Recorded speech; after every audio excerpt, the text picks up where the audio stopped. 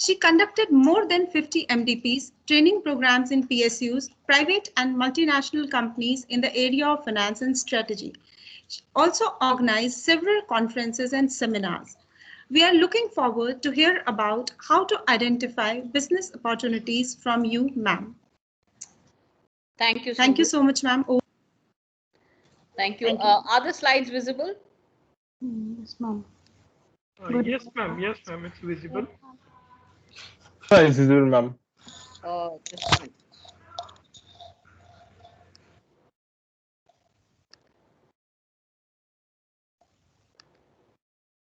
Yes, are they? They're visible, right? Yes, ma'am, they are visible. Yes, ma'am. Yes, ma'am. Yes, ma'am. Yes, ma'am. And what is my timeline? I have time till what time? Ma'am, 6:15. 6:15. Yeah. Okay. So thank you so much for this session, and welcome to all the students, and I would say the budding entrepreneurs in our midst. I hope that this session and many more that you're going to have help you to identify opportunities and become good business people and successful entrepreneurs in the radar of India's national economy. So why do we need to plan, and why do we need to strategically plan? You know, we are in a brawl with no rules. The actual business scenario, we have a lot of laws, a lot of regulations, but actually what works is something which you really cannot plan. The corporation as we know it, which is now about 120 years old, is not likely to survive the next 25 years legally, financially, and yes, it may not survive, but strategically and structurally and economically, it will probably change very drastically. So what we have seen in the last 1 year post-COVID is an entirely new system in which we are all operating across the world. The world planned for so many things, but it never planned for something which would stop the world in its totality with a lock all over the world. And a lockdown as a term was absolutely Greek to everyone, but it became a reality, and everybody started talking about the fact that you're not allowed to go outside, or you are not allowed to go outside without a mask. So things which were totally unreal to many became a reality to so many, and that is what is planning about.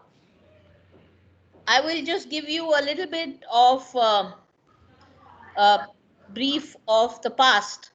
So we had 9 wealthiest people in the world who met in Chicago in 1923. These 9 people were the president of the largest steel company, the president of the largest utility company, the president of the largest gas company of the world, the president of the New York Stock Exchange, the president of the Bank of International Settlement, the greatest wheat speculator, the greatest bear on the Wall Street, who does short selling, the head of the world's greatest monopoly, and members of the President Harding's cabinet. What happened to them 25 years later? 25 years later, the president of the largest steel company, which was then the Benthleem Steel Corporation, Charles Schwab, lived on borrowed capital and died bankrupt. The largest utility company president, Samuel Insull, became penniless, and he died without a rupee or a dollar to his name. The president of the largest gas company at that time, Howard Hudson, went insane. The president of the New York Stock Exchange, Richard Whitney, was sent to jail. The president of the Bank of International Settlement, Leon Fraser, committed suicide. The greatest wheat speculator, Arthur Cutten, died insolvent. The big bear on wall, Jesse Livermore, committed suicide. The head of the world's greatest monopoly, Ivar Kruger, also committed suicide. The member of President Harding's cabinet, Albert Fall, was pardoned from jail to go home and die in peace. I'm not trying to say that money itself is evil. Money itself is not evil. Money itself is a medium of exchange. And as students, because today I'm talking to students, education is of two types. We want you as Amitians to become educated in two things: how to make a living and also how to live. if you neglect your family, if you neglect your health and your social responsibility due to your professional life, you're not doing the right thing. If anybody is doing that and we ask them, why are you doing this? They say we are doing it for our family. But what happens is that you cannot sustain it. So it is extremely important that money itself does not lead to success. Overall success is not only about how to learn how to make a living, but also how to live. So it is like water and a ship. A ship cannot go and float without water, but the same ship which needs water will sink if the water comes inside the ship. So earning should not enter your hearts, else a means of living will become a means of destruction. So you have to be very sure that as successful as we hope you all will become, you never let the water enter your ship and you never let the money go to your head. I hope that never happens with any of my successful entrepreneurs who will become successful entrepreneurs out of this group that we are addressing now. Human relations are extremely important, and alone I can say, but together we can talk. Alone I can enjoy, but together we can celebrate. Alone I can smile, but together we can laugh. That is the beauty of human relations. We are nothing without each other. So team building and support of each other and the group is extremely critical for success, especially in today's time. We have moved from what is called as sustainable competitive advantage to something which is called as sustainable collaborative advantage. We today talk about collaborations. You are as successful as your compatriots, as your colleagues, and as your support people. So you have to be sure that your relationships that you maintain in your life are very, very successful. The Forbes 100 list from 1917 to 1987. Out of the 1917 100 top companies, only 39 were living or were alive or were existing in 87. 18 of these were in the Forbes 100 at that point of time. That means that another 82 of them had dropped down. Most of these 18 were survivors, but they underperformed the market by 20%. Just two, which is GE and Kodak, outperformed the market from 1917 to 1987. But if we go further, from 1987 to now, 2021, GE is not doing well at all, and it is in great trouble. Kodak anyway does not exist anymore because they limited themselves to one aspect, which was films and cameras and the polyfilms. But as soon as the phone started giving us all our photographs, the whole concept of Kodak kind of died out. GE on its own concept moved from electric lighting to everything under the sky. However, they could not sustain it, and now we find that GE is also gone under and is not performing well. If we look from 1957 to 1997 to the top 500 companies as given by Standard & Poor, 74 members of the class of 57 were alive in 1997, and only 12 of them out of the 500, that is a 2.4%, were outperforming the market. Which in other words, I'm trying to tell you, success does not necessarily breed success. Only 2% of the existing successful people, companies in 1917 were able to continue their success up to 1987. Similarly, from 1957 to 97, if we look at the data, it's 2.4%. If we look at COVID-19 and its impact on the top 100 companies, there were 2,095 billionaires, 58 fewer than last year, 226 fewer than 12 days earlier. So in 12 days, 226 billionaires fell down from the top 100 list. This is the data of March 18, 2020. 51% were poorer than last year. The world billionaires' worth was $8 trillion down and 700 billion down from 2019.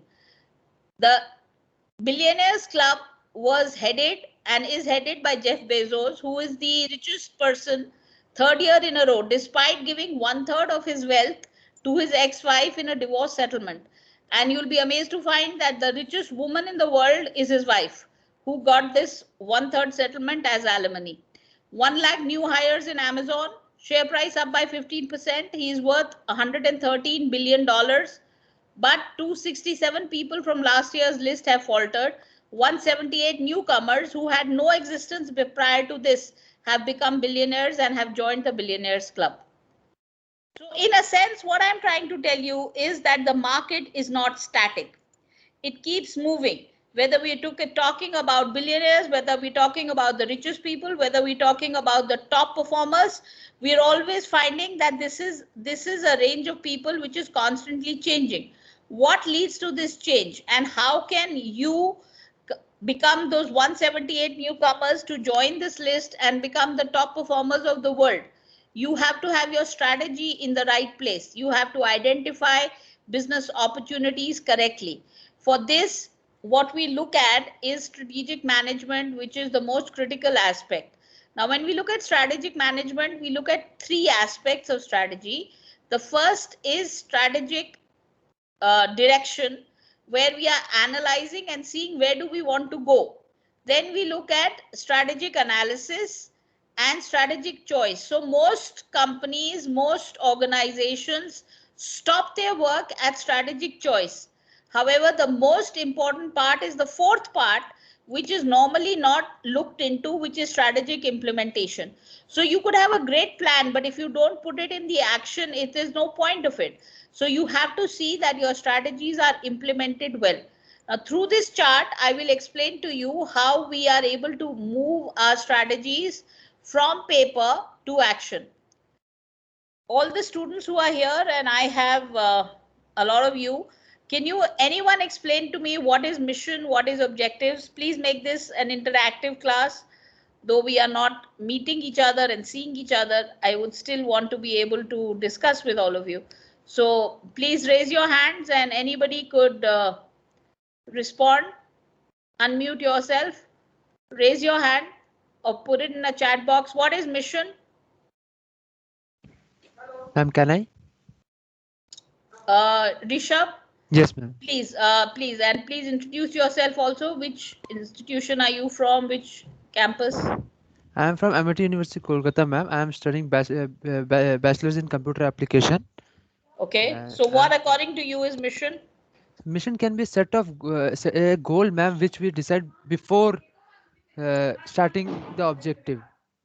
We at the starting point of a work, we can say it's a mission. You've given me three different terminologies. You get mission, you said goal, and you said objective. Yes, ma'am. And to me, all 3 mean different. Yeah, for me also, ma'am, it's different only. I am just saying but that. Then don't define mission with 2 other parameters, which according to you mean different. Then why are you using them as part of the definition?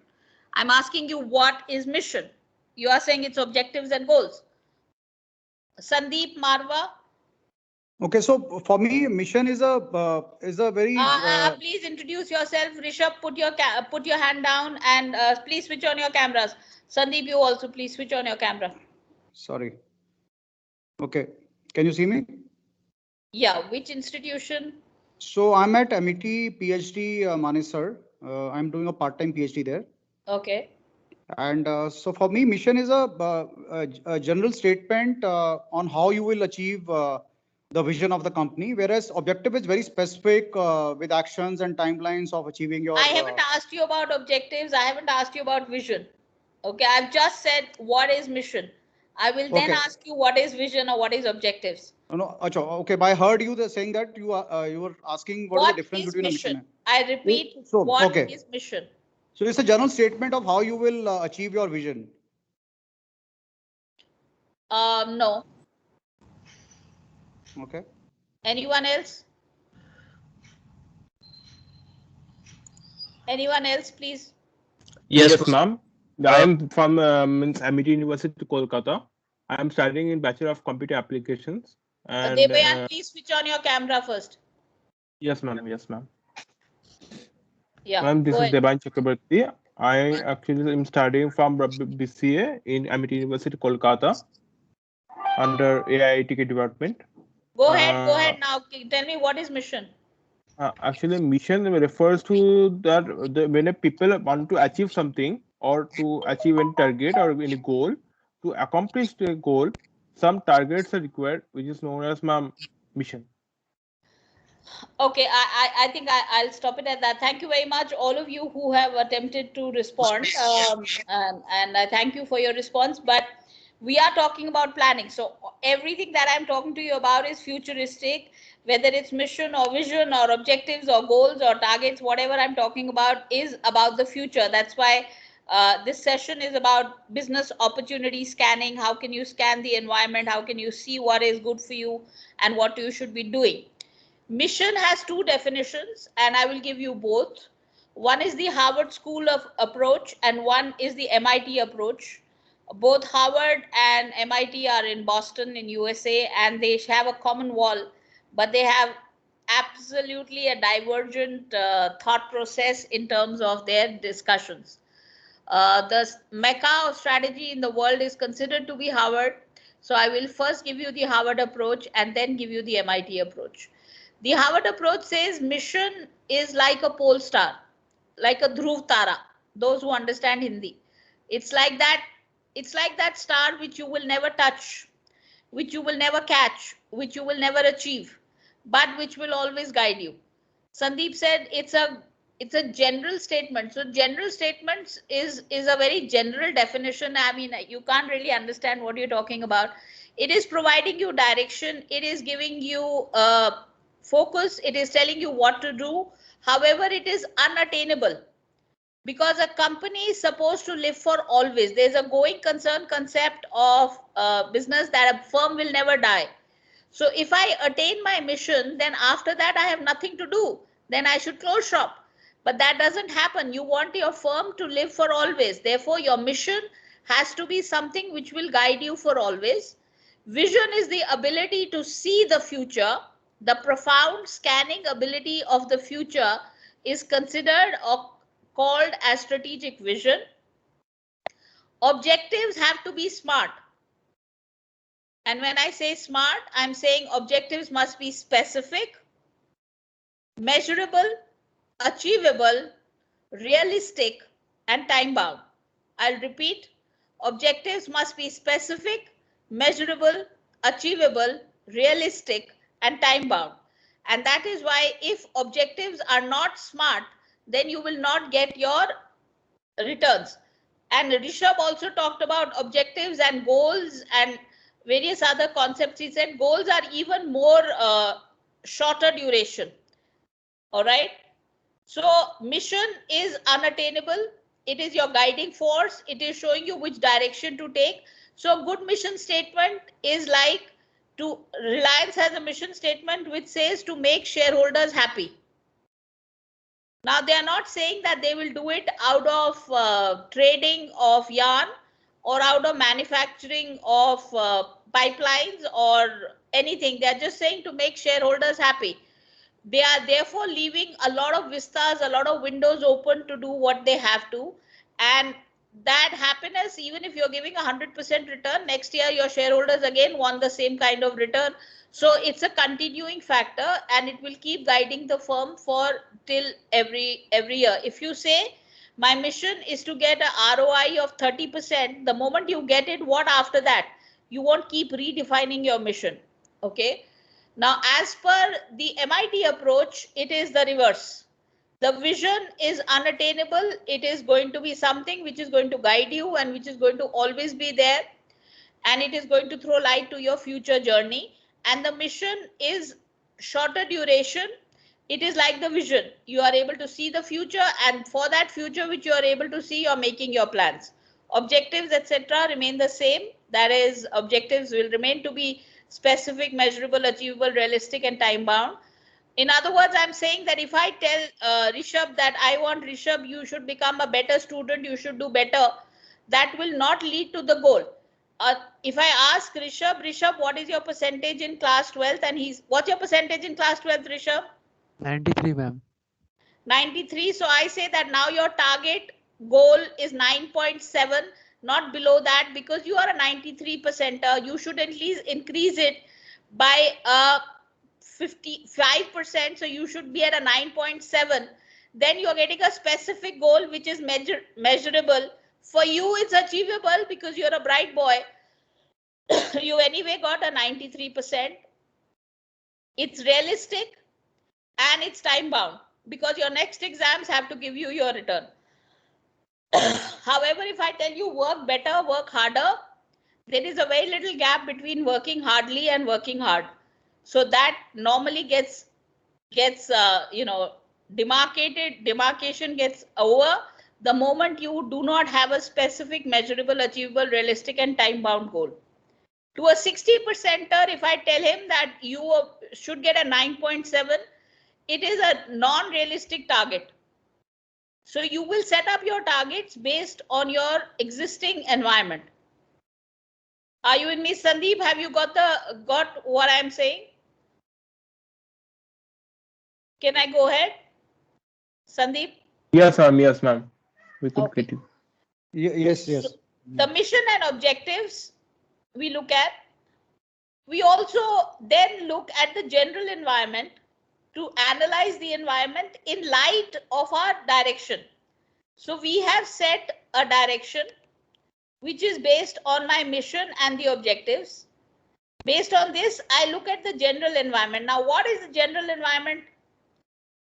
The general environment will be the macro factors. Okay, the macro factors would be like what we call very popularly as the PESTLE analysis. Political factors, economic factors, social factors, technological factors, legal factors, and ecological factors. Would anybody want to repeat that? Except Sandeep, Rishabh, and Deban. Anybody else? What are the macro factors? Pranjali. Students, please keep your cameras on. Yes. Yes, Can ma'am. you Macro please factors. switch on your camera and tell me which institution are you from? Ma'am, I'm from Amity, Noida, in doing MBA in RST. So what are the macro factors that I just said?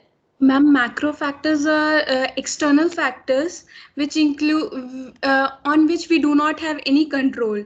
Like you said, for example, I would say, ma'am, governmental control we don't have. Political I very you said. specifically used the Political you said. terminology. I said PESTLE analysis. So Yes. please note down because it will be very critical and important for all of you. This is now where we are talking about analysis of the environment. And very rightly, Pranjali said that these are uncontrollable variables, macro, very far from us. I am right here, and this is my environment inside. This is outside is micro, and beyond it is macro. Macro governs everyone. So macro factors are PESTLE. P is for political. E is for economical. S is for social. T is for technological. L is for legal. And the last E is for ecological factors. So political factors, like in an economy like India, if your state and center has the same party governing it, then the development that happens in that state gets pushed, gets enhanced because you get better funding. So the state starts doing better automatically. If I belong to that state, as an entrepreneur in that state, I start getting advantages. Though I have not brought in either of the two governments, except for my singular vote, I have personally done nothing for that. But I am getting the benefit of those political factors. Or if I am in a state where there is a lot of insurgency happening, like Assam, for example.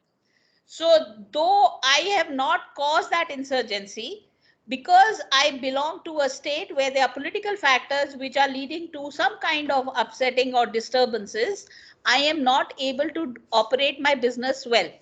So these factors which are political can either have a positive or a negative impact on me. They can either be opportunities for me or be threats for me. All right. Economic factors, as the economy moves, so as the rupee values or devalues, or, you know, the prime minister talks about a demonetization or something happens in the economy.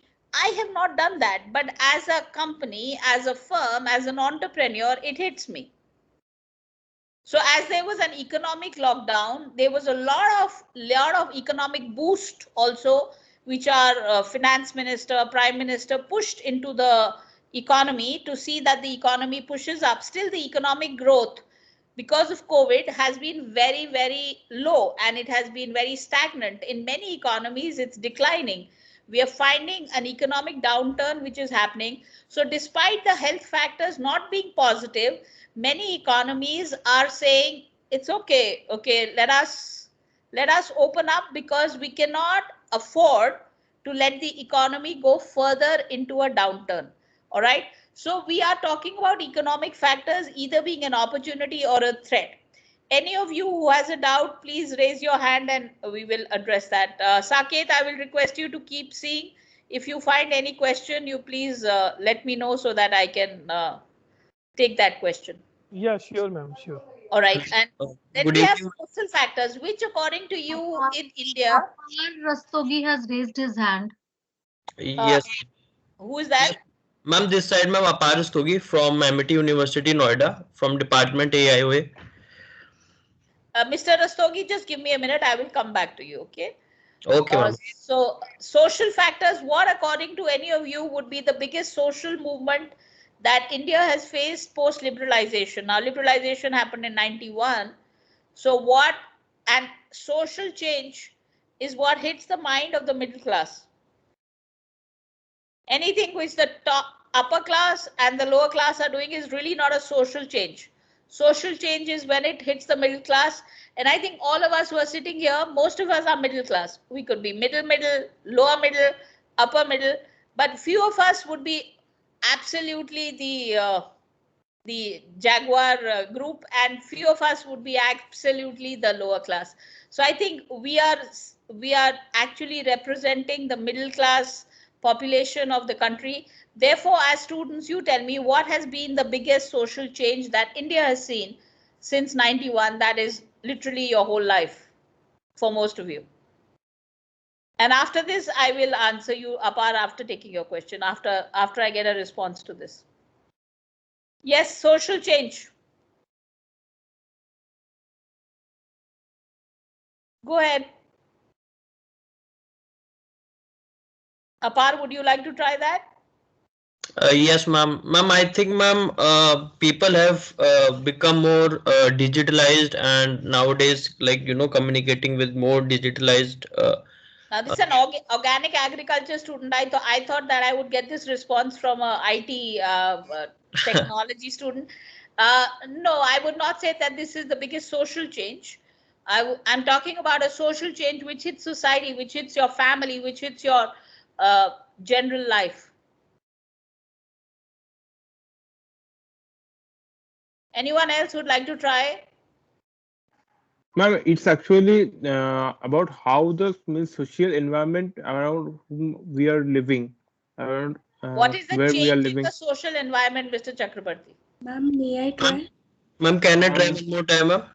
Let him Can you complete, please repeat? Pranjali, then I'll come to you. Yes, Mr. Chakrabarti, please complete. Yes, ma'am. Can you please repeat whatever you have said till now? What, according to you, is the biggest social change? Yes, I'm ma'am. not asking you Actually, to define social change. I'm saying, what is the social change? ma'am, social change is how you means socialize your changes Sir, I'm around. not asking you to define social change. I'm saying, what is the social change which has hit India? Oh, ma'am, actually, about how the environment is getting changed is a social change, ma'am. Actually, that's the thing, ma'am. Okay, That's what I said. I'm sorry, you're not able to understand. Pranjali. Ma'am, there could be, we can consider like farmers, the impact of rules created for farmers, if how it have affected on Pranjali, farmers. how has it affected your family? Ma'am, not my family. No. So biggest social change is what is hitting your family? Okay. Ma'am, can I try, ma'am? Apar again, yes. Yes, ma'am. So, ma'am, one thing that I've noticed is that, like, ma'am, people nowadays have become more health conscious, which the earlier generation were not. 91 to now. 91 to now. Not COVID-19 to not 2020 to 2021. The biggest social change that we have seen as an economy, as India, is that as an economy, we have started accepting living in debt. Pre-91, debt was a bad term. So the general middle class was not accepting or not going for debt, was not leveraging their expenses. Today's general middle class population is totally under debt. You have an EMI for your house, you have an EMI for your car, you have an EMI for your washing machine, you have a student loan for your child's education, you have an EMI for your holidays. And all of this acceptance of living in debt. And if you don't have that, you have credit cards and debit cards through which you are making all your payments. Now, as you have started accepting living in debt, consumerism in this country has gone up. So 30 years back, we used to say live within your means. Hindi में तुमने कहावत सुनी होगी, जितनी लंबी चादर उतने पांव पसारिए. As much as your sheet is big, as much as your income is there, that much only you should spend. Today's people from day one start living in debt. The whole concept of life and has changed, and that is how consumerism has increased.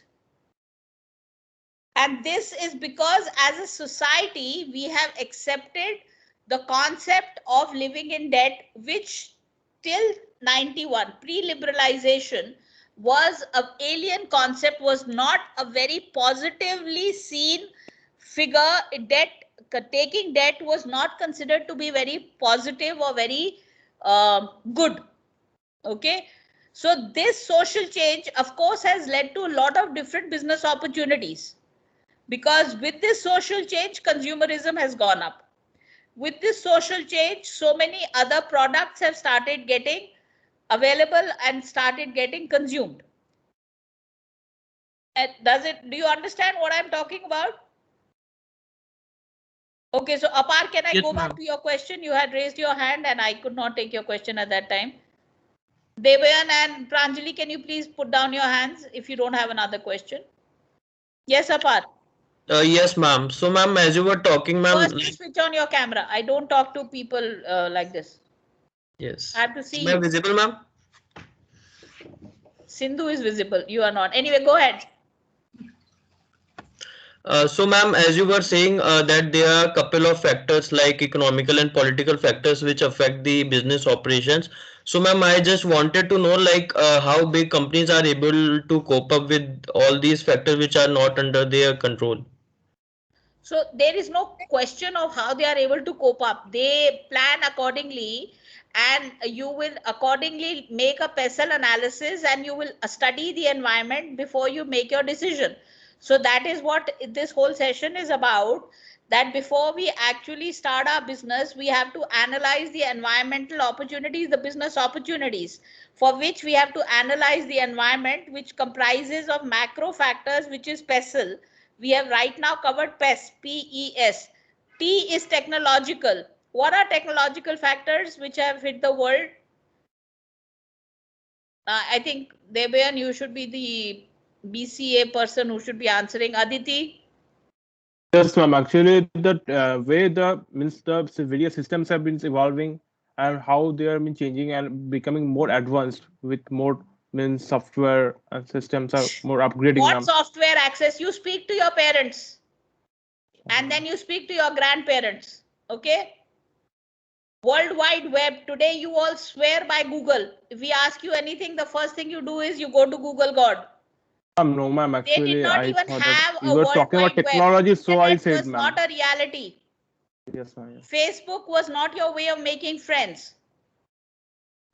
So in the world which your parents grew up in, and the world in which your grandparents grew up in, technological advances have been immense, especially in three sectors: information technology, telecommunication, and entertainment. These three sectors have seen the biggest movement of technological innovations and modifications. So computers have shrunk in size and increased in capacity. You know, when I started my journey as a software engineer way back in the 85 or 86, at that time I took up my first job with Computer Maintenance Corporation.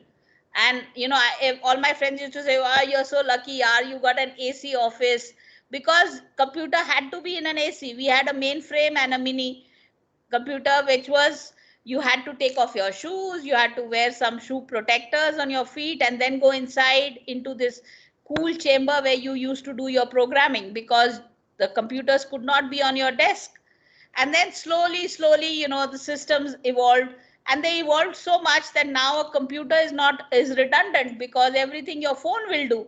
And then the next generation says, my Apple Watch is good enough, I don't need even the next thing, in terms of various other factors. So we've seen that there has been so much of change in information technology, and so much of change in telecommunication, and a huge change in entertainment industry. So all the Netflix movies, the Amazon Prime, and other feature films and video recordings, etc., that you see, a lot of them are on digital platforms, and they are digitized, and you actually they are shot out of their own rooms with this kind of a technological movement which is happening in these sectors.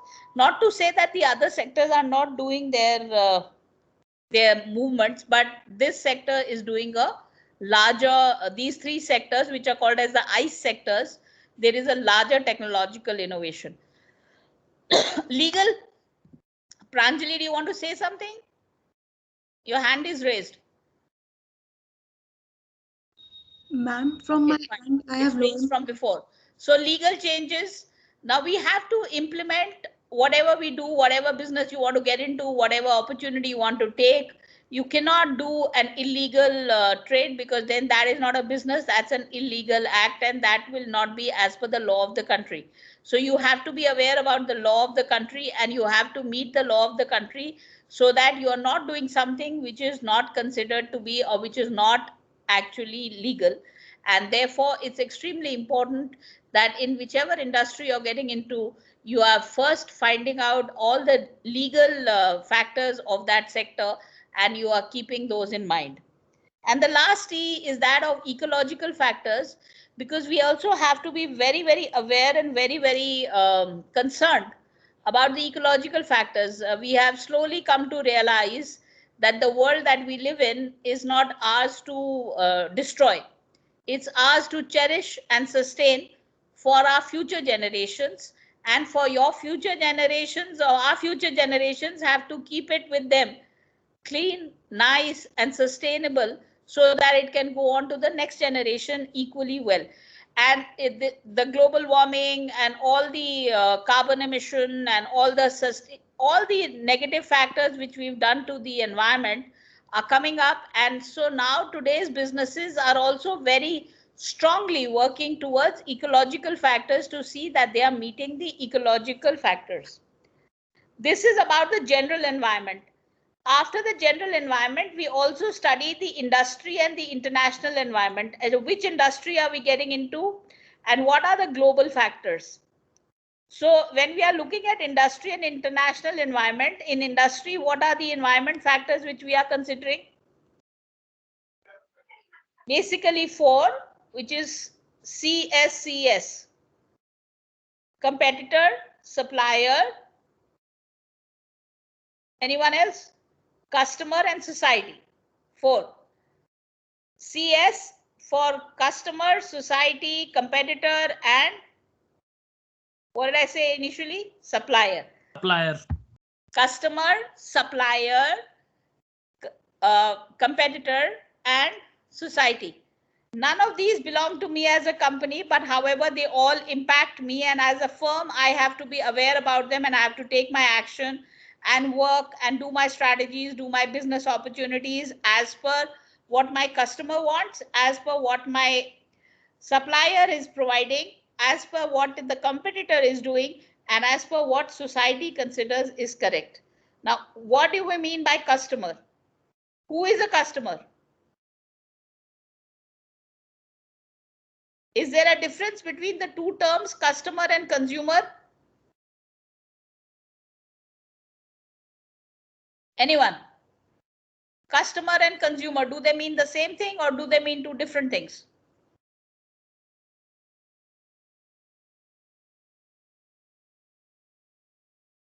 Come on, students.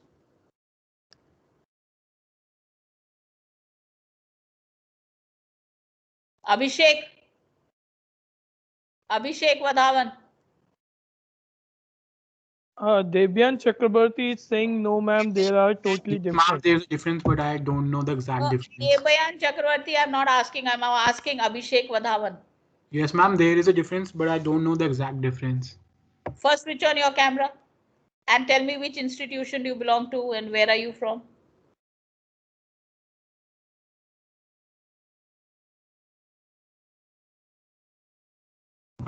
Ma'am, I'm from ACET, Noida.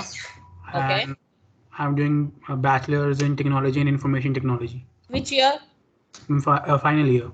Okay, just look at the two terms. BTech IT final year student, 21-year-old. What is customer? What is consumer?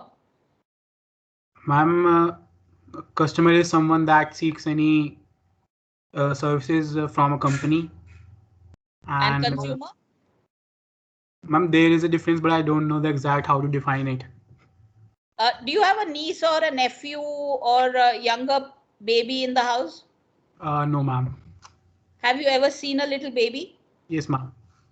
So a baby eats Farix or Cerelac or lactogen milk or something like that. Yes, ma'am. Right?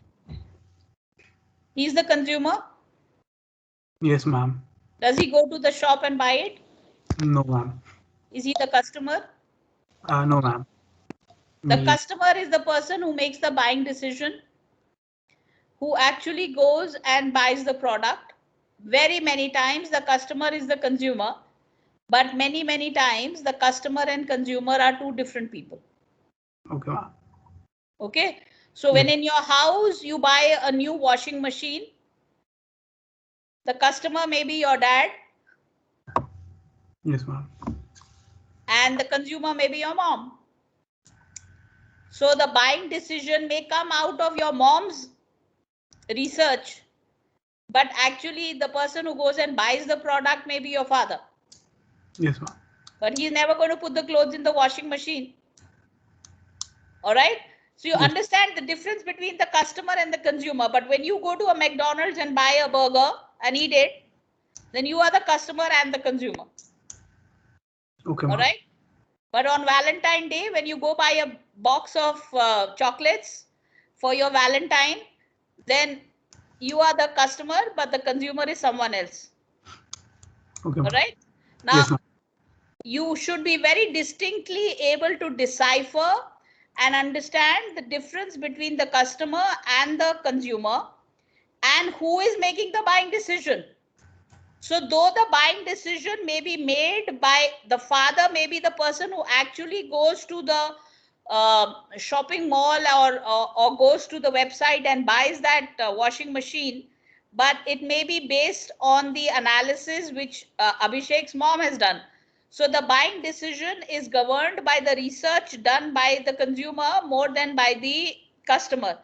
In the case of a child having the milk powder, milk or some kind of product, the child is not even able to speak. A 1-year-old baby cannot even say, I don't like this, yuck, it's horrible. But the mother is making that buying decision. She's not eating that product, but she's making the buying decision. So as a company, if you are making baby milk powder, then you will be targeting the parents. Okay, so that the buying decision and the change agents, maybe the pediatrician, maybe the doctors, okay, because they will be the people who will say this, or you'll put it up in social networking sites, or you'll give ads like that. Apar, you have a question? Ma'am, I just wanted to answer that question. I think you have answered it, ma'am. If you want to add something, please go ahead. Ma'am, I just wanted to say, like, the consumer is the basically the end user who is basically using that product, and customer is basically that person who actually purchases that product. So, ma'am, example can be like, for example, distributor of a product or of a product can be the customer, but ultimately to what the customers that he gives to, the that customer can be ultimately called as the consumers, which No, this would ultimately not be uses. the customer and the consumer. This would be a retail channel. Okay, Yes, because ma'am. we're talking about a channel. So Yes, ma'am. they become, that's a B2B and a B2C kind of a movement that would really not decipher the customer and the consumer. Because here, when we're talking about a retailer who's buying my product to sell it to other customers, he does not become either the customer or the consumer. He is just the retailer in between as a mediator. Okay, ma'am. So we were here at the industry, and so customer we've done. What do you understand by supplier? You know, today's business says we are as good as our supply chain, because the supply chains keep on varying, and we are as strong as a supply chain. So when you go buy an Arrow shirt, considering that this is a very expensive, very nice shirt, and I really want to go ahead, or why should I give an Arrow example? I should talk about a Burberry instead. So when I finally want to go ahead and buy a Burberry shirt, and I go to the market and I'm able to buy this 20,000 worth of shirt, which is a Burberry shirt, actually only nothing of it is actually made at Burberry's. So the buttons are made somewhere else, the thread is made somewhere else, the cloth is made somewhere else, it is assembled somewhere else, the designing is done somewhere else, and finally this product is packaged and sold at different parts of the world. We are as good as our supplier. So if our supplier falters on any aspect, we as a company can face a problem. So several years back, you know, there was a car manufacturing company and the Peugeot, and they had a car, and they got a call from a customer who said, I'm a newly married woman and my car, which my husband holds, is allergic to vanilla ice cream. Okay, and she said that the people who took the call, they did not react adversely and say, what nonsense are you saying? How can a car be allergic to vanilla ice cream? But they said, why, ma'am? Why do you feel the car is allergic to vanilla ice cream? She said, well, my husband takes me out for an ice cream every evening, and whenever we take any other flavor, the car responds positively. But whenever we take a vanilla ice cream, the car refuses to start. And then we have to push this car and then come home, and then it just doesn't start. So the self doesn't take. So there is some problem in your car with vanilla ice cream. My car is allergic to vanilla ice cream. As it be, the car manufacturing company immediately sent an agent, their service engineer, to the young couple, and he said, I've come based on your complaint. So you said your car is allergic to vanilla ice cream. Can I please take a try? So they said, please accompany us for the next week for our ice cream trips, which we take every night after our dinner. So you come to our house every evening at 8 p.m. and we will go and have ice cream, and you sit with us and you see that, and you will see. And he went every week, the whole week he went. He accompanied them for their ice cream trips. And actually, the car worked very well when they had any other flavor. But the moment they took a vanilla ice cream, the car just did not start. And The service engineer also saw that. So he said, what is this? Then they did a analysis and they found that there was something wrong in the ignition that they had created. And because the vanilla ice cream line was longer than the other lines, the wait time in the vanilla ice cream was such that the bubble which was created in the self was not going down. And therefore, they were not able to start the car. It was at such a juncture that they would always have a problem in starting the car. Based on this complaint, this car manufacturing company picked up their cars back from the whole world and replaced that ignition system, which had after all come from a supplier. They cannot say to the customer that either your complaint is stupid, nor can they say that this ignition thing I bought from this supplier. So you go to the supplier and tell him my car is not responsible for it. Because when I as a customer am buying a car, I don't care who's your supplier. I care that this car is not performing well or there is some problem which I'm facing with it. So we are as strong as our suppliers, and therefore logistics management, supply chain management is an extremely important aspect, because if our suppliers are good, strong, our product will therefore enhance and improve in its quality. All right.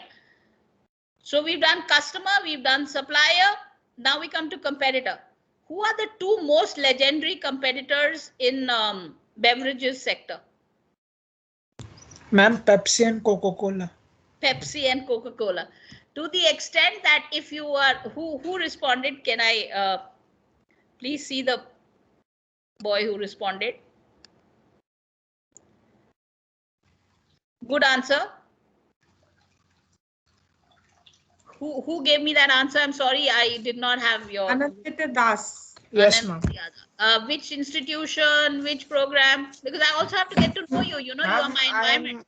Anindya Das from BCom Honors from Amity University, Greater Noida. Very good. So Mr. Das gave the right answer that it is Coke and Pepsi. You know, Coke and Pepsi are so legendarily against each other as competitors that if you work in Coke and you go with a blue car, you can lose your job, or with that blue colored blazer or something, which is the Pepsi color, and vice versa in Coke. If you buy a red car in Pepsi, then you would be out of job because Coke believes in red, and they just hate each other, and most of their strategies come out focused from each other. But you know, when did they start actually growing? Was when they stopped focus on each other and started instead focusing on the environment. So as the story goes, that Pepsi had got a new CEO who was called Roberto Goizeta. So when Roberto Goizeta came in, he said, tell me, what should we do? So they kept discussing is that and all. And he said, this is not the way that we should go. And then he said that you're only focusing on the competitor. The moment you lose that focus, our biggest competition is not this. Our biggest competition is that a human being drinks 14 ounces of liquid in a day. And only 2 ounces of that liquid is contributing through aerated drinks. So actually what we have to do is to move out of aerated drinks into other products so that we can tap the 12 ounces. So, you know, competitor is important and we have to focus on them, but not to the extent that we lose focus of our business opportunities. And last is society. Excuse me, ma'am. Excuse me, ma'am. Yes, sir. Ma'am, I am Anindya. I want to tell a short story about Pepsi and Coca-Cola. Anindya, we will come to your story a little while later. We are a little short of time, and I have just 15 minutes. So let me just complete this, and after the time is over, I will request you to please give your story. We go on now to society. You all have heard of a new term, which is not new anymore, but which is called as CSR. And as per the Companies Act, now CSR has become an important aspect that every company has to spend a certain amount of their total turnover towards corporate social responsibility. This is because society is something that we all as firms have to give back to. So the CSR element, which has now become so important, companies which are like financial services company like Aviva and others, they are spending so much money on CSR because they are actually not selling a product, they are selling a promise. And that promise is as good as society believes they are. So therefore, these companies spend very heavily on corporate social responsibility to see to it that they can be able to get good returns. Okay. International environment, of course, we're talking about the global environment, and internal factors give me my strengths and weaknesses. So together, the general environment, which is the PESTLE factors, the industry and international environment give me opportunities and threats, which are with reference to my mission and objectives. And the internal factors give me what is good in me and what is a weakness in me, that is the strengths and weaknesses. Together, this makes what is called as a SWOT analysis, which is where we are analyzing and looking at the environment. Based on this, to finalize and to reach my mission and objectives, we make strategic choices and then we implement this. I will not be going into this because today's discussion is about environmental analysis and business opportunity scanning. Let me go further. Concerned with understanding the strategic situation of the organization, we analyze the environment and come up to a SWOT. Then we make our choices and then we implement the choices. Now, the world is saying the civilization itself has come in waves, and this is through a book of Alvin Toffler, which is The Third Wave, in which he says that the first wave was the first 3 decades of the 20th century when we've actually got into business as we understand business, when we actually started getting industrialized. In the first wave of the first 3 decades, we had only a maximization of economies of scale. What is economies of scale?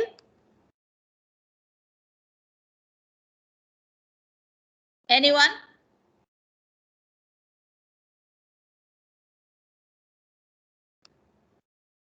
Paramveer Singh, BTech Food Technology, what is economies of scale?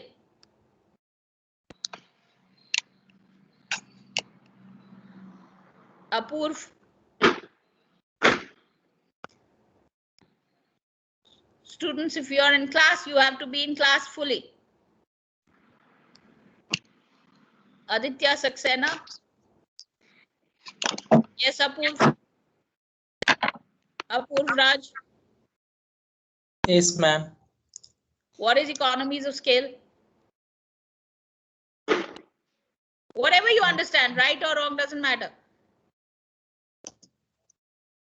Introduce yourself and then please tell me.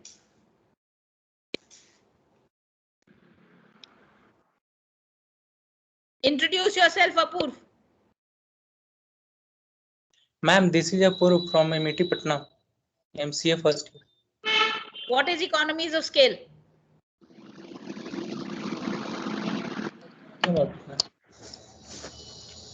एक ही चीज को अगर बहुत बार बनाओगे, एक ही चीज की बहुत सारी प्रोडक्ट्स बनाओगे, तो you will get an economies of scale.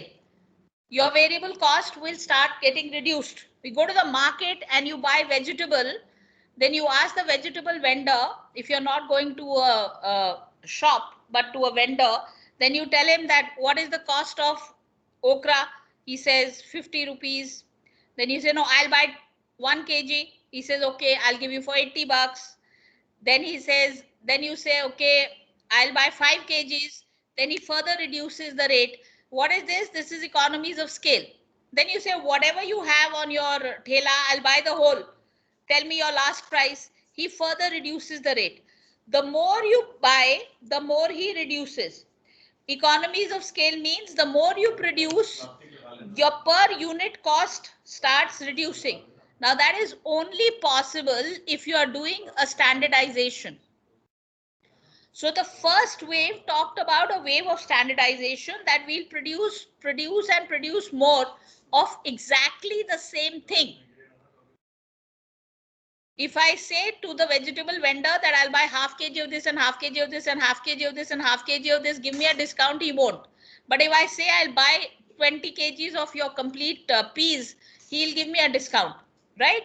That is because on the same product, he doesn't mind giving me on discount, but if I'm taking variable products, he can get different customers. Similarly, when I'm manufacturing, my variable cost will increase because my raw material will be different, my process will be different. However, if it's the same process, same raw material, I will get an economies of scale because I will buy my raw material at a lower cost and because of scale. So in this wave, in the first wave, the first 3 decades, they were only doing mass production and economies of scale. All strategic planning was towards maximizing production and sales. You know what happened in 1929? 1929 was a Great Depression. The whole world reeled under an economic depression because of the first wave, which was manufacturing the same product again and again and again and again and more and more. So as they kept doing that, they realized that there was a glut of the product and there were not enough customers. Okay, somebody like Henry Ford says, I will make cars in all colors as long as the car is black, which means I'll only make black color cars. This led to the second wave, where from 1930 to 1950, there was intense environmental changes and some firms became proactive, some reactive, some reactive, and some remained inactive. Can you explain, anybody explain these terms? Proactive, reactive, reactive, inactive.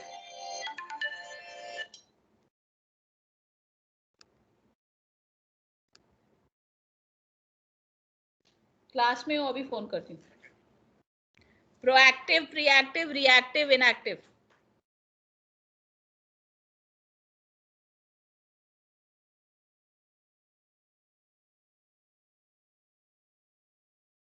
Yes, students.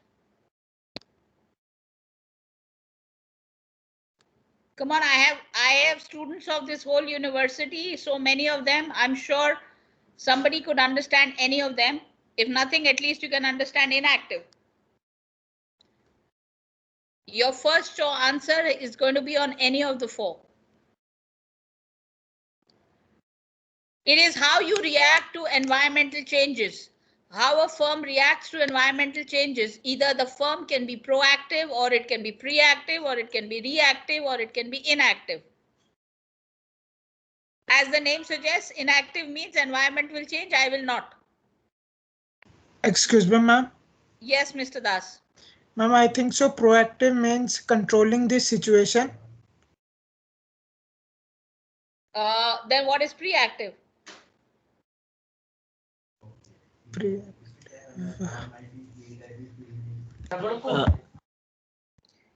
I, ma'am?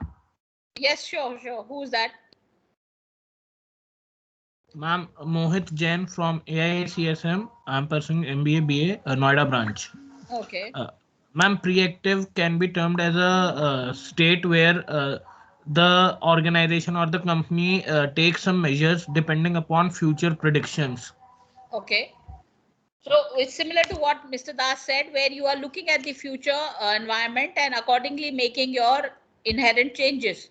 So that is the way that you can probably, you feel you can control the environment. Like you're making a prediction that this is probably going to be the political, economic, social, technological, legal, ecological, or customer, competitor, suppliers, or societal change. And accordingly, I will moderate and make this product, right? That's preactive. Yes, ma'am. What is proactive? Good. Mohit, Anindya, both good. Ma'am, proactive can be termed as a result of some research or some reactions. Means like reaction to reactive में आएगा ना Mohit? Ma'am, sorry, responses means the firm got a response from the market that their product is a pretty on a higher side. No. So they reduces that's all part of reactive. Okay, ma'am. Proactive is to create the change. You be the change. When you be the change yourself, you create the change, then you are proactive. So I'll give you the most salient, most given example of a proactive decision in a firm. It is by Sony when they came up with the Walkman. So Akio Moroto, way back in the 60s, when he was the legendary head of Sony, went into his firm and company and told his engineers, today's student, and I'm talking about the 60s, wants to listen to music which is purely his own choice. Music is a personal experience. Nobody should suffer somebody else's music. This is what Akio Moroto said in his meeting. The engineers went back, they researched, they came up with a product which could play in the ears of the listener, which they then said, this is the cost, because you always do a cost plus pricing. My cost of manufacturing is, let's say, X. So I should sell it as 1.2x and I should make 20% margin. He immediately said, no, I am making this product for students, and students do not have deep pockets. 60s, they did not have deep pockets. Today, students are probably richer than a lot of us. So that time they were not. So he said, students don't have deep pockets. They will not be able to afford such an expensive product. So come up with a reduction of the cost. And then the name of the product. So they wanted to call it a Walk Talk Man. And then they said, no, it should be called a Walkman. Today, you see a Walkman after 50 years.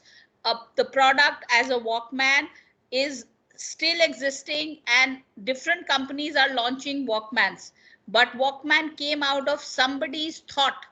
He created the change. He created the environment for it, which did not exist at that point of time. All right. So that is proactive. Very few and far in between, we will find decisions in the business environment which would be proactive, because they're also extremely risky. Preactive are more. Reactive are waiting for the change to hit them. Like Hindustan Motors waited for its market share to dip. Those from Calcutta would probably understand this better. And then the ambassador, which was a leader, launched or tied up with Mitsubishi, came up with various other products, a Lancer and so on and so forth. But that was only when their market share started dipping. Till that time, they were not even looking at it. So they were reactive.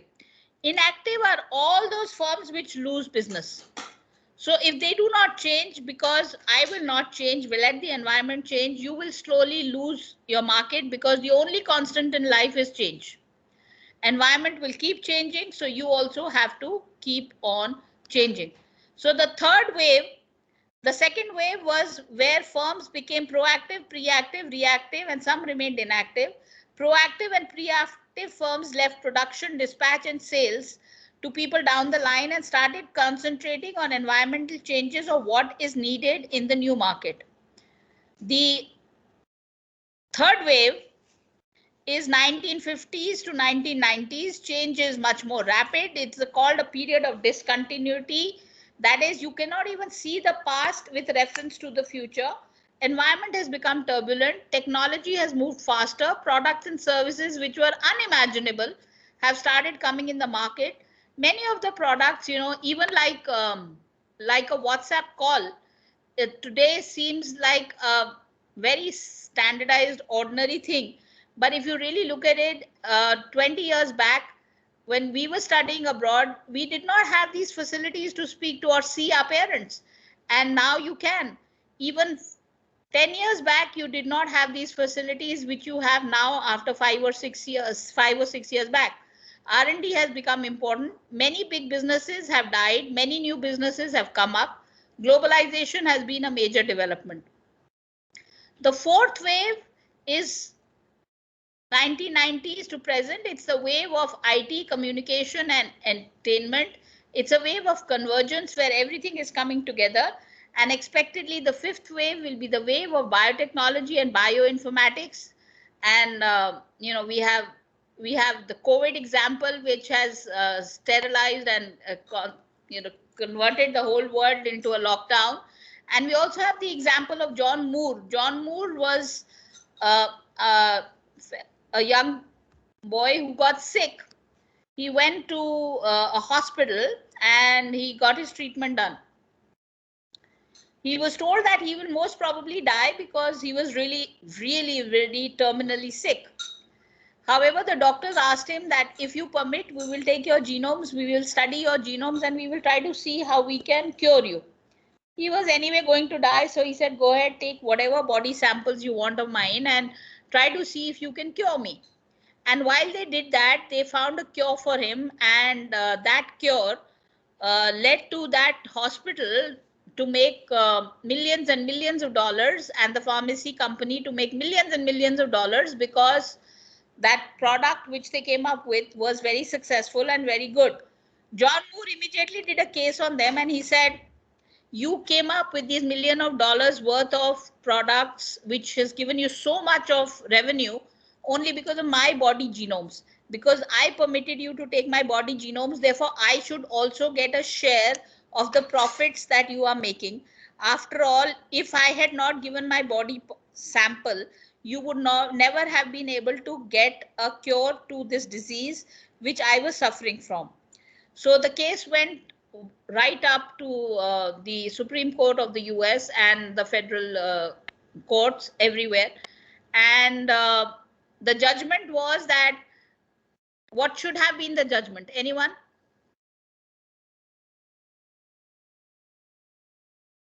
Should John Moore get the money or not? Ma'am, no. Why not, Mohit? Ma'am, because he took a chance, and until and unless he hadn't he didn't took a chance, the company was not able to do so. And the creation or the development of the vaccine is done for the societal good. So Mohit is correctly responded. This is what the Supreme Court or the highest court of justice in the US also said. And they said two things. They said, one, John Moore was anyway on the verge of death and he would have died. And based on this breakthrough, he has lived through, so his return is anyway there because he has got his life back. And secondly, they said that if, like John Moore, others also start claiming, then the whole world will not be able to progress towards any kind of health innovation or any new drug, because everybody will start saying that this was my body sample, this was my blood, this was my genome, and there can never be any breakthrough. And this is for societal good, and he is living because of the fact that many other people before him have also given their body samples and body parts and body itself for experiments. That is why today John Moore himself was live. So this whole case went like that. But this did reveal that the health factor laws needed a lot of more tweaking and a lot of more moderation. So expectedly, the fifth wave will be one of biotechnology and bioinformatics. From an environment then to now, we have, as an environment, as the business environment were used to be of external observation, to now it is moving from dependence to independence, and we are moving to self-observation, from assigned goals to self-set goals, from external reinforcement to internal reinforcement, from external criticism to self-criticism, from external problem solving to self-problem solving, from external planning to self-planning, from obstacle thinking to opportunity thinking, from compliance to an organization vision, to commitment to a vision. Okay, so I will end with this story.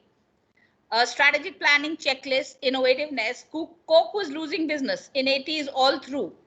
And the discussion was always on how to beat Pepsi, till the new CEO said, let us look at a new way of handling this rather than only seeing how to handle Pepsi. How much liquid does an average American drink in a day? The answer was 14 ounces. Out of which, how much was Pepsi? The answer was 2 ounces. So he said, forget Pepsi.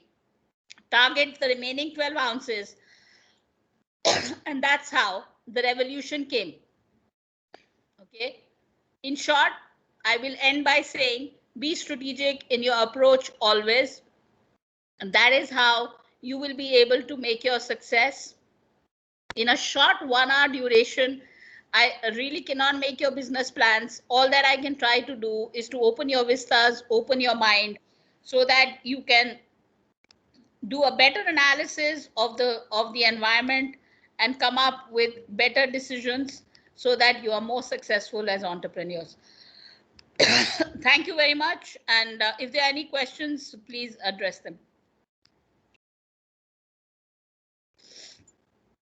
Any questions, please raise your hands or write them in the chat box.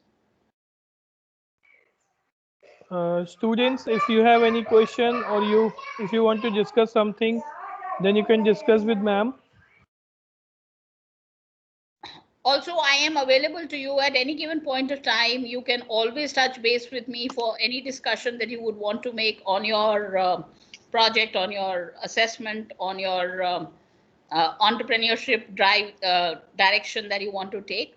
And with reference to this session that we've just had, if you have any question, please address it now.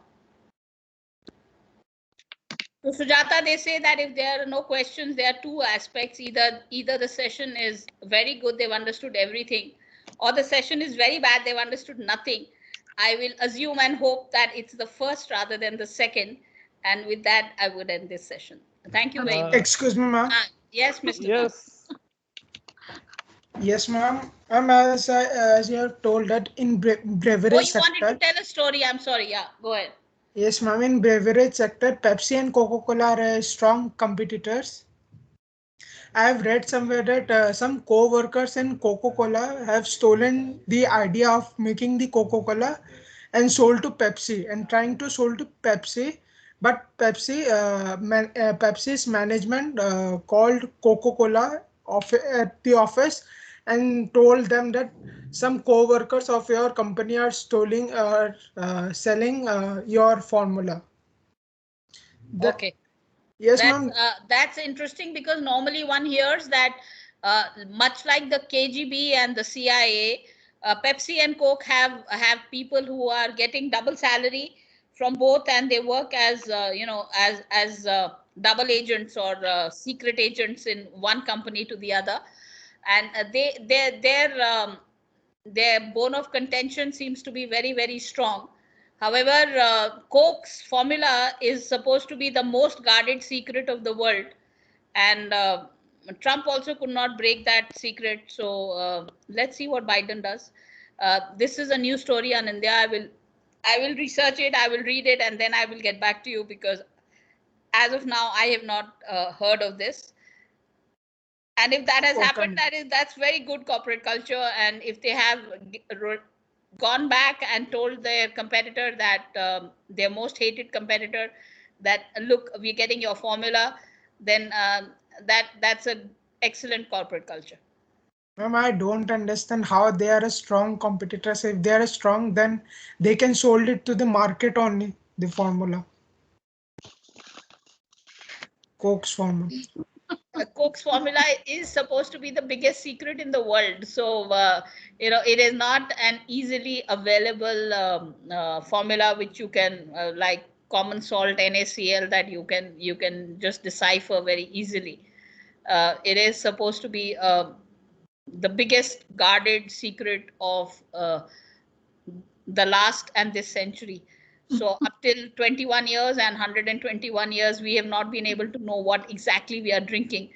But we definitely do know that it's a lot of muck that we are drinking, but we don't know what it is actually entailing. So thank you very much.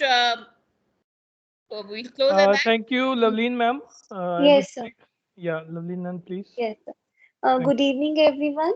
It is an honor for me to present my gratitude and heartily vote of thanks to Professor Alka Munjal, Director Academics, Amity University, Uttar Pradesh, for presenting a deep insight about identifying business opportunities and strategic management.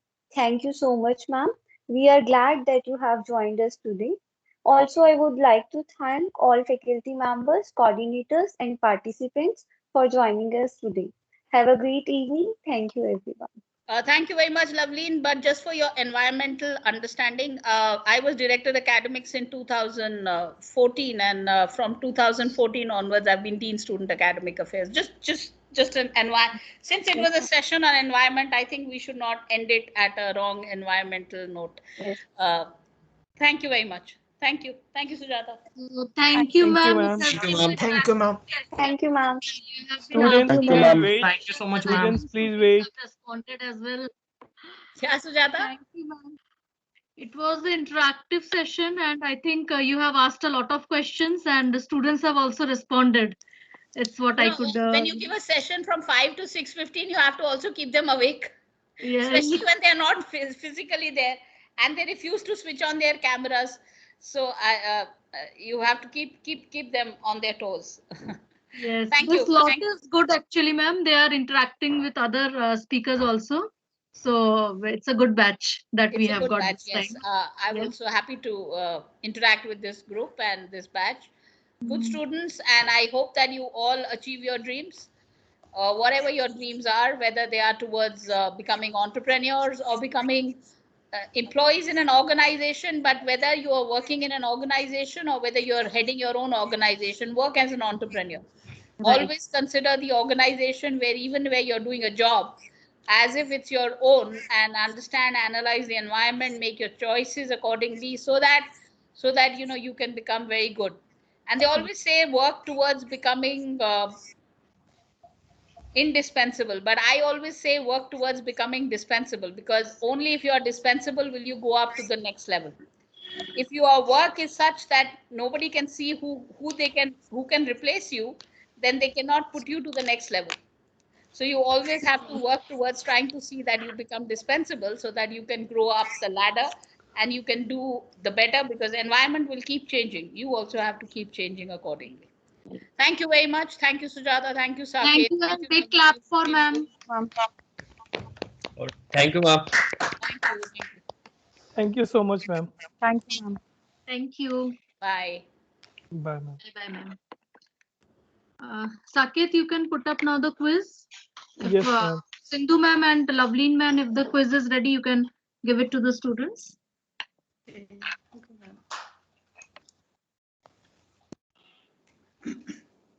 Meanwhile, I'm posting this quiz. I'm posting this quiz on WhatsApp also, so that you can attend this quiz. Tomorrow, who is coming? Tomorrow, from HardyCon, the company from HardyCon, Mr. S.K. Bhatt is coming, and he will deliver the talk on how to prepare pre-feasibility of a project, preliminary project report, PPR, right? Okay. So students, tomorrow you will learn to write the project report Same time tomorrow? Yes, Or yes, same in time. the evening only? Okay. In the evening. So tomorrow you will learn how to write the reports and which type, what materials, what content you have to include for the startups, how to plan the startups, and which type of content you have to write in the report for the funding purpose also. So he will explain you, and he's a very nice person. You can discuss anything with him, right? You can ask any question regarding the funding, regarding the project reports, regarding the ideas. Okay, so if you have any doubt, you can ask from me.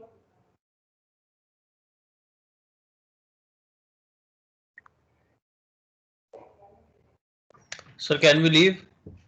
Yes, after appearing the test.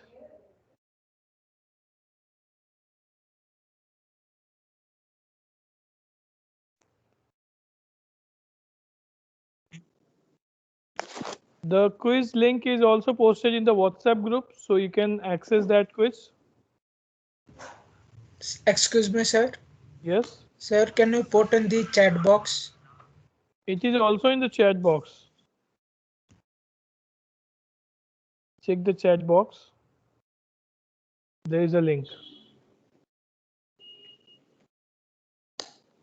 I think so that was for attendance. Ovesh? Yes, sir. There is no link. मैं 2 minute में Yes, करता हूँ ना। What guys? In chat box, sir, there is a link of attendance. only. There is no link for Quiz. Quiz. Yes, sir. Yes, sir. Okay. Quiz एक बार paste कर दो और No, ma'am. Just a minute. Actually, I didn't get the questions from Alka ma'am right now. So no. So we there can is no, paste it on WhatsApp only. yes, guys. When she will post me the questions of today's session, then I will communicate to you, right? In the next session. Okay, sir. Okay, sir. Sir, then we can leave. Then you can leave. Okay, sir. Thank you, sir. Thank you, sir. Thank you. Thank you, sir. Thank you, sir. Thank you, sir. Thank you, Okay, sir. guys. Thank you. Please join tomorrow's session. That is very important for the training. Sure, sir. So Saket sir, we can also leave. We can. Yes, ma'am. Yes, ma'am.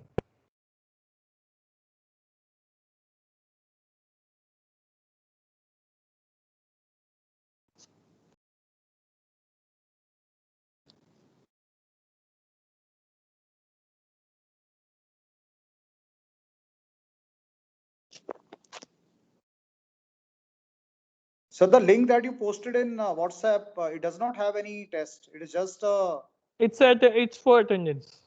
it's just for so there's no quiz. No, I think the ma'am is not posted me the questions right now. So when she will post me, I will make the quiz, and tomorrow I will communicate to you. Okay, so we are leaving now then. Yeah, sure.